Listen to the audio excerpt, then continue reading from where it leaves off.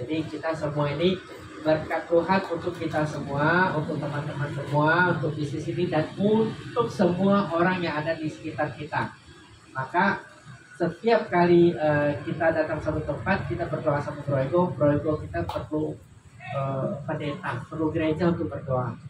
Ya kan?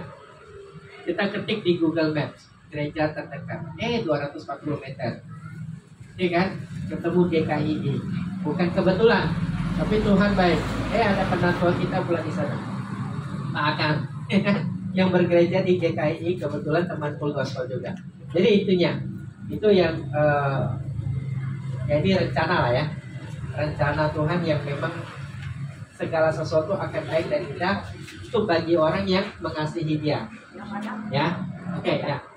Terima kasih. Mungkin saya serahkan ke evangelis ya, Kelvin ya. Ya, silakan. Tempat ini bersama-sama seperti yang tadi telah disampaikan, kita akan memulai semuanya di dalam doa. Kita akan mulai usaha di tempat ini, kita serahkan ke dalam tangan Tuhan, karena kita tahu Dia Raja, Dia berdaulat atas segala sesuatu. Dialah yang memegang segala sesuatu, segala usaha, rencana, apapun yang kita perbuat, lakukan dalam hidup kita. 99, Tuhan itu Raja, maka bangsa-bangsa gemetar. Dia duduk di atas keruk-keruk, maka bumi goyang. Tuhan itu maha besar di Sion, dan Ia tinggi mengatasi segala bangsa. Biarlah mereka menyanyikan nyanyian syukur bagi nama-Mu yang besar dan dahsyat. Kuduslah Ia. Tinggikanlah Tuhan Allah kita, dan sujudlah menyembah kepada tumpuan kaki-Nya. Kuduslah Ia. Karena itu sebelum kita berdoa, firman Tuhan berkata Dia kudus. Mari kita menyanyikan nyanyian syukur baginya. Saya undang kita berdiri. Kita naikkan satu pujian, segala puji. Segala puji syukur hanya bagi-Mu Tuhan. Amin. Engkau yang layak dipuja.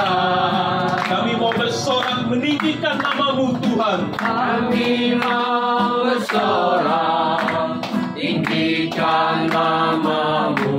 Katakan haleluya. Haleluya. Soraklah. Soraklah haleluya. Soraklah haleluya. Haleluya.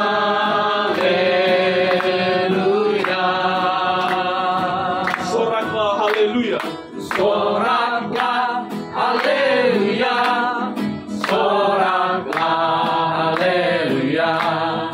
Haleluya. Segala puji syukur. Saya serahkan kepada Ibu Pendeta kita. Baik, silakan kembali.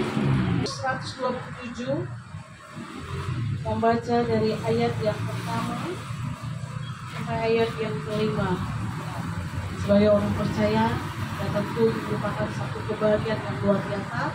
Sebab segala sesuatu yang mau kita mulai, memang kita harus mengundang Tuhan dalam setiap kerjaan usaha yang akan kita kerjakan. Mari kita perhatikan Mazmur 127.